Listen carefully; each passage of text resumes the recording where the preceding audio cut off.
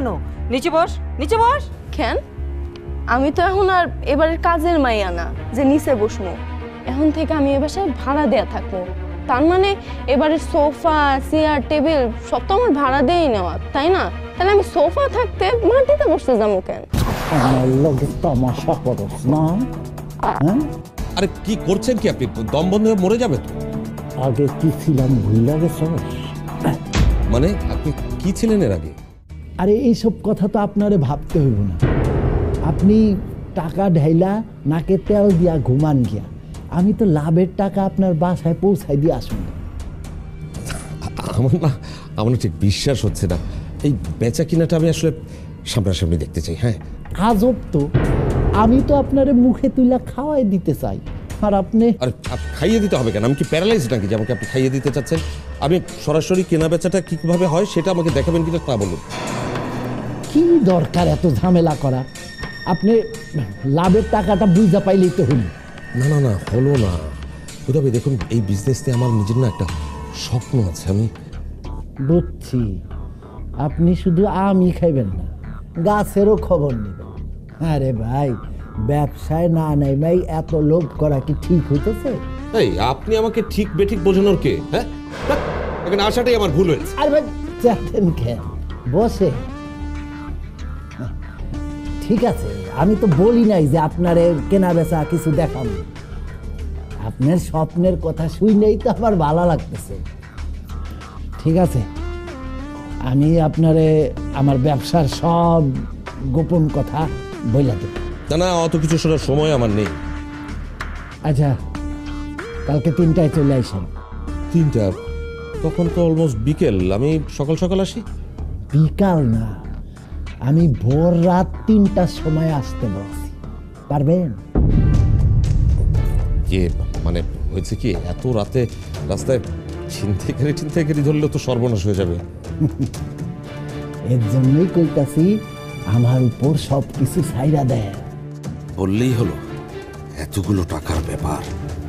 আচ্ছা, একটা ঝুঁকি নিয়ে দেখি না কি হয়। আচ্ছা, আপনি যখন বলছেন ঠিক আছে, আসবো। আমি রাত 3টাতেই আসবো। ঠিক আছে। টাকা আনছেন? হ্যাঁ। কি হলো মিয়া ভাই, হ্যাঁ, কত আনছেন? বাইর করেন। Chief sure sure.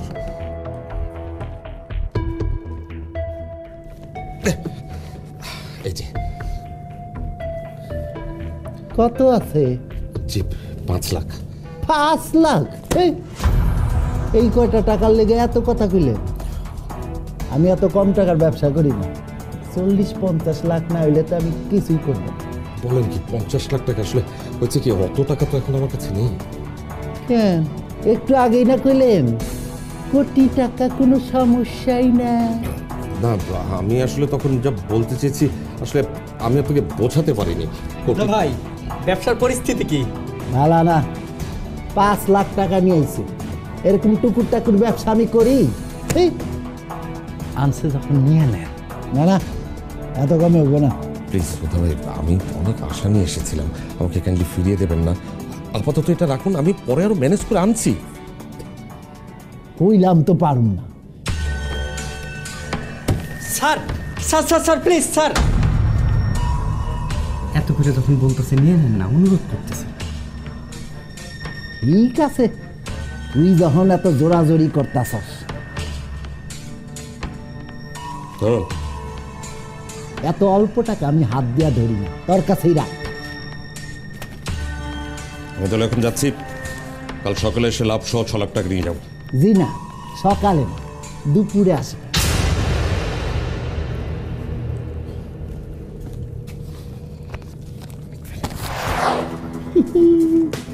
টাকা রে টাকা, এই টাকা আরো টাকা আনবো।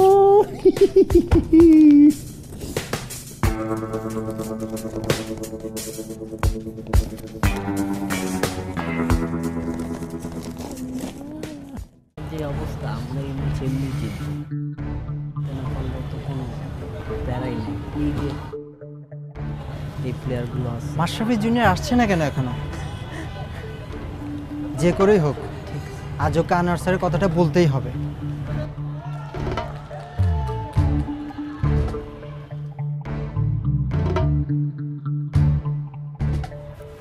কি অবস্থা ছেলেরা? জি স্যার ভালো। আর মাত্র 15 মিনিট পরে আমাদের খেলা শুরু। তো খেলা শুরু হওয়ার আগে আমাদের ফাইনাল মিটিংটা করে ফেলি। স্যার আমাদের টিমের একজন প্লেয়ার এখনো আসেনি। কি? এখনো একজন আসেনি? কে? মাশরাফি জুনিয়র। মাশরাফি জুনিয়র আবারও দেরি করেছে? এত অনিয়ম করা খেলোয়াড় আমি তো আমার এই জীবনে দেখিনি। এই তোমরা কি কেউ জানো ও কখন আসবে? না স্যার, না স্যার। সোহাগ, তুমি কি কিছু জানো ও কখন আসবে? এমন কিছু তো সে আমাকে বলেনি স্যার। আমরা আরেকটু অপেক্ষা করি। একদম চুপ। ও কিসের এত দামি প্লেয়ার হয়েছে যে ওর জন্য আমাদের বসে থাকতে হবে? ও না আসলে ওকে ছাড়াই খেলবো। স্যার মাশরাফি জুনিয়র গত ম্যাচের সেরা খেলোয়াড়, ওকে ছাড়াই নামবো? আচ্ছা কি করব তাহলে? তোমরা কেউ কি ওর মোবাইল নাম্বার জানো? না স্যার। মালিক পক্ষের প্লেয়ারদের এক ঝামেলা, একটা ম্যাচ কোনো রকমে ভালো খেলবে, তারপরে নিজেকে ভাববে এই পৃথিবীর সেরা খেলোয়াড়। আর এই ছেলে তো নিজেকে জুনিয়র ভাবে না, ভাবে বড় মাশরাফি হয়ে গেছে। হ্যাঁ, আমরা সবাই তা দেখতে পাচ্ছি। আপনি এসে আমাদেরকে ধন্য করছেন। স্যার আসলে রাস্তায় খোঁড়াখড়ি হইতাছিল, তাই রাস্তায় জ্যাম বাইতে গেছে। আমি না পারতে গাড়ি থেকে নাইমা হাঁটা শুরু করছি, এই জন্য দেরি হয়ে গেছে। বিশ্বাস করেন স্যার। তোমার যদি আসতে সমস্যা হয় সেটা তো আমাদের জানাতে হবে। সেই সকাল থেকে সবাই এসে প্র্যাকটিস শুরু করেছে, আর তুমি মাত্র আসলে। তোমার জন্য কি আমরা আলাদা নিয়ম করব? আচ্ছা তুমি একটা সত্যি কথা বলো তো, তোমাকে কি আনোয়ার স্যার দেরি করে আসতে বলেছে? না স্যার, সে আমারে এসব বিষয়ে কিছু করে নাই। সে তো আমার আনতে গাড়ি পাঠাইছে। বাহ, তোমার জন্য গাড়িও পাঠিয়েছে? তোমাকে আনোয়ার স্যার কেন এত খাতির করছে এটাকে আমি বুঝি না। স্যার আপনি কি কইতাছেন? স্যার টচের সময় হয়ে গেছে। হ্যাঁ, আচ্ছা শোনো, আজকে আমাদের প্রতিপক্ষ এই টুর্নামেন্টের সবচেয়ে বেশি বিজয়ী হওয়া দল পাওয়ার বয়েজ। তোমাদের ভয় পাওয়ার কোনো কারণ নেই। এই টুর্নামেন্টে এদের পারফরমেন্স খুব একটা ভালো না। আমরা যদি টসে জিতি তাহলে অবশ্যই আমরা ব্যাটিং নিব, এবং আমরা যদি 150 টার্গেট দিতে পারি আমি আশা রাখছি আমরা জিতে যাব। Yes sir. কি ব্যাপার মাশরাফি জুনিয়র, আমি কি বলেছি তুমি কি শুনতে পেরেছো? জি জি স্যার, আমি শুনতেছি। আচ্ছা তাহলে বলো, আমি শেষ কোন কথাটা বলেছি? শেষে আপনি কইছেন আমগো বোলিং।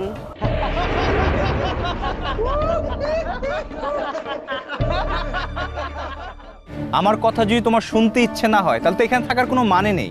তুমি এক কাজ করো, ড্রেসিং রুমে যাও, ওইখানে এসি আছে, বসে থাকো গিয়ে। না না স্যার, আমার আর এমন হইব না। আমি শুনতেছি। ব্যাটিং পেলে আজকে ওপেনিংয়ে নামবে রাজীব এবং সাদাত। কিন্তু স্যার মাশরাফি জুনিয়র তো। ও হ্যাঁ, আচ্ছা মাশরাফি জুনিয়র, রাজীব এবং সাদাত যদি ওপেনিং করে সেক্ষেত্রে আপনার কি কোনো আপত্তি আছে? না না স্যার, আপত্তি থাকবো কেন? আপনি যেটা ভালো মনে করছেন সেটাই করবেন। আমি সব জানি। আজকে আমি যা যা বলেছি সব মিলিয়ে তুমি আনোয়ার স্যারের কাছে আমার নামে নালিশ দিবে, তাই না? কি ব্যাপার, আমাকে নিয়ে মনে হয় কথা হচ্ছে? জি স্যার, না মানে আপনার আর মাশরাফি জুনিয়রের সম্পর্কটা যে কত মধুর সেই বিষয়ে একটু বলছিলাম ওদের।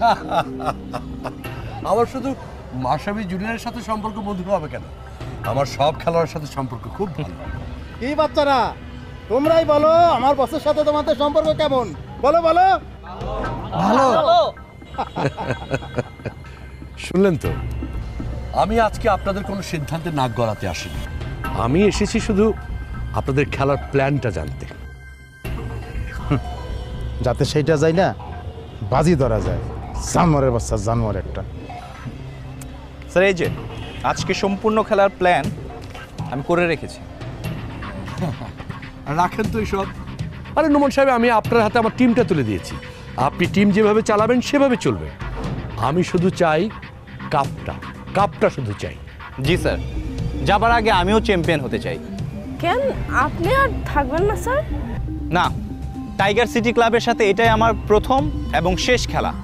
স্যার এই টুর্নামেন্টের পরে আপনি নতুন কোচ দেখে নেবেন। মানে হঠাৎ করে আপনার এই সিদ্ধান্ত কেন? হ্যাঁ, বুঝলেন না বস, বেতন বাড়াইতে হইব কোচের বেতন। টাকা পয়সা কোনো সমস্যা না, আমি আপনার আনোয়ার স্যার সম্পর্কে অনেক কিছু জেনে গেছি। নোমান সাহেব, আমরা এই বিষয়টা নিয়ে পরে কথা বলি। শোনো ছেলেরা, আজকে আমাদের জন্য অনেক ইম্পর্ট্যান্ট একটা ম্যাচ। এই ম্যাচে আমাদেরকে জিততে হবে। আমি চাই তোমরা তোমাদের সবচেয়ে সেরা খেলাটা দেবে এবং অবশ্যই এই ম্যাচে জিতবে। স্যার, আপনি যদি আপনার মোটিভেশনমূলক কথাবার্তাগুলো একটু থামান, তাহলে আমি আমার প্লেয়ারগুলো নিয়ে আজকে খেলার জন্য প্রস্তুত হতে পারি। আচ্ছা, ঠিক আছে, শিওর শিওর। তাই চলো, শোনো, আজকের যে আমার প্ল্যানটা আছে, প্রথমে আমরা ওপেনিং বস দেখলেন কোচের কি সাহস বেড়ে গেছে, আপনার মুখের উপরে জব চালাইলো। হ্যাঁ, আর একটু হলো তো এই পিলারগুলো সামনে আপনার ইজ্জতটাই মারছিল। সাহস না, দুঃসাহস। ওর দুঃসাহস কমানোর রাস্তা আমার জানা আছে। শফি, তুমি এক কাজ করো, কোচকে গিয়ে বলো ও যেন আমার সাথে এসে আমার রুমে দেখা করে, অফিস রুমে। বস মনে হয় না কামু যেই করার তেরা। যে বলো আমি ওকে একটা মজার জিনিস দেখাতে চাই। দেখবো, যা বলছি তুমি তাই করো, যাও। আচ্ছা যাইতেছি।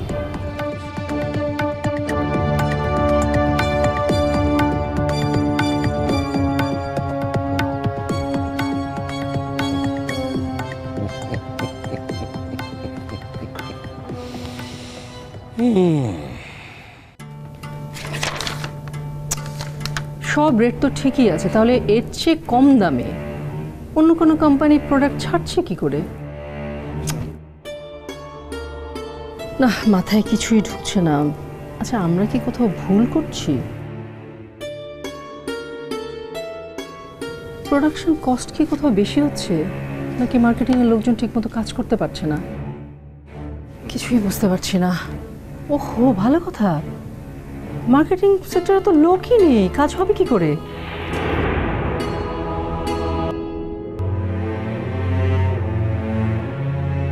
হ্যালো, হ্যাঁ, আমাদের মার্কেটিংয়ে লোক নিয়োগের যে সার্কুলার রেডি করতে বলেছিলাম সেটা হয়েছে? আরে কি আশ্চর্য, রেডি হয়ে গেলে বসে আছেন কেন? আমার কাছে নিয়ে আসেন, আমি সাইন করে দিচ্ছি। আশ্চর্য, সবাই এত দায়িত্বহীন হলে অফিস চলবে কেমন করে? Come in.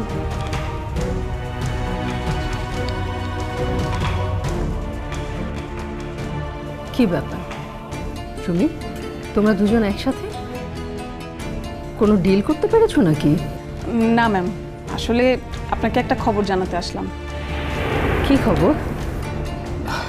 মানে ম্যাম, চাকরি হারানোর পর আমরা অন্য কোম্পানিগুলোতে অ্যাপ্লাই করেছিলাম। সেখানকার একটা কোম্পানি থেকে আমরা দুজনেই চাকরির অফার পেয়েছি। তাই নাকি? তা এখন কি আপনারা এই চাকরিটা ছেড়ে দিতে চান? জি ম্যাম, আসলে ওখানে বেতন সুযোগ সুবিধা দুটোই বেশি। ম্যাম, আমার আবার বাসার কাছেই অফিসটা পড়েছে, তাই আর কি। বুঝতে পেরেছি, কিন্তু এটা বুঝতে পারছি না যে এই কোম্পানির স্টাফরা একসাথে এত চাকরির অফার পাচ্ছে কি করে? ম্যাম, আপনি বললে আমরা রিজাইন লেটারটা। এত দূর এগিয়ে তারপর আমাকে বলতে এসেছেন, এখন আমি বললেই কি আপনারা এখানে থেকে যাবেন বলেন? আচ্ছা, আমাকে বলেন তো, আপনারা কোন কোম্পানি থেকে চাকরির অফার পেয়েছেন? Ma'am, real export limited. ওরা আমাদের মতোই ওই গার্মেন্টস প্রোডাক্ট নিয়ে কাজ করে। Real export? রিয়েল নামটা কোথায় যেন শুনেছি। ম্যাম, আমরা কি এই স্যারের সাথে কথা বলবো? হ্যাঁ, যেতে চাইলে তো যে সমস্ত ফর্মালিটিস করা দরকার তা করবেনই, কিন্তু আমি চাইছি না যে আপনারা এখান থেকে চলে যান। আবার থাকতে যে বলবো তারও কোনো অবস্থা নেই আসলে। তবে বিবেক বোধের কথা যদি বলেন তাহলে আমি বলবো যে আপনারা আর কিছুদিন এখানেই থাকেন।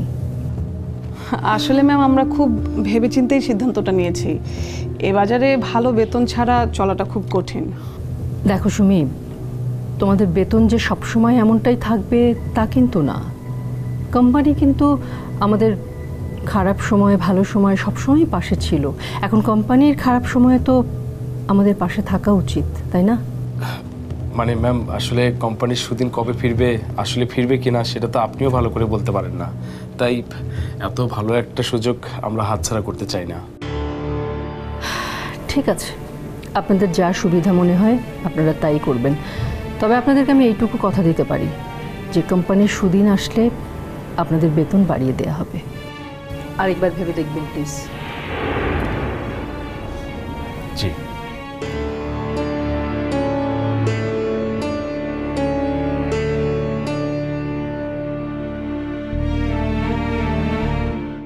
যতটুকু বুঝতে পেরেছেন তার চেয়েও কোম্পানির অবস্থা খারাপ হবে। আপনি ধৈর্যহারা হবেন না স্যার, ভালো সময় আসবেই। কিন্তু সেই সময় পর্যন্ত কোম্পানিকে ধরে রাখতে পারবো বলে মনে হচ্ছে। আপনি এত দীর্ঘ ব্যবসায়ী জীবনের মানুষ, এর আগেও জীবনে কতবার এই অবস্থায় পড়েছেন না স্যার? সেটা ফেস করেছেন না? হ্যাঁ পড়েছি, আবার কাটিয়ে উঠেছি, কিন্তু এবারে পরিস্থিতিটা একেবারে আলাদা। আপনি জানেন না রুনা, এই প্রথমবার আমার কাছে কোম্পানি বিক্রি করার প্রস্তাব এসেছে একটা।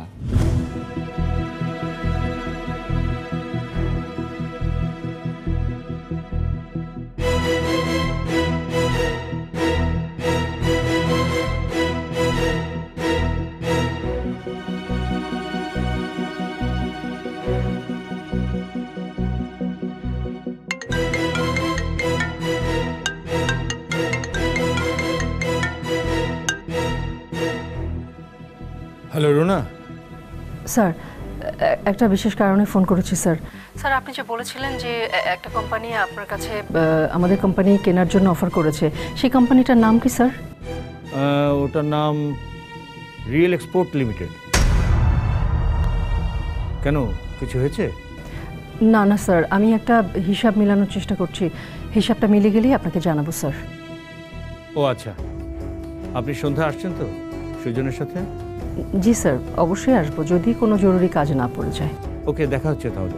জি স্যার, আসসালামু আলাইকুম।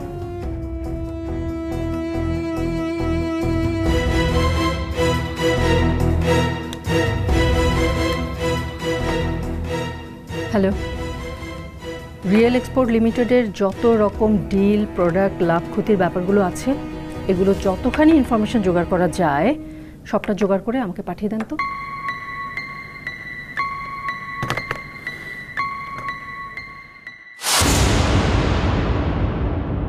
আপনার ওই আদর্শ আপনার পকেটে পুরে রাখুন।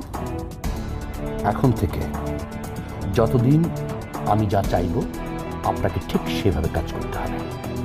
না না, আমি কখনো এই জুয়া ফিক্সিং এগুলো করতে পারবো না। আমার মান সম্মান গেলে যাক। আমি একবার বলেছি তোমাকে যেতে দেবো না। যাবে না মানে 100 বার যাবে। এসো তো যারা, এসো। যাবে না বলছি।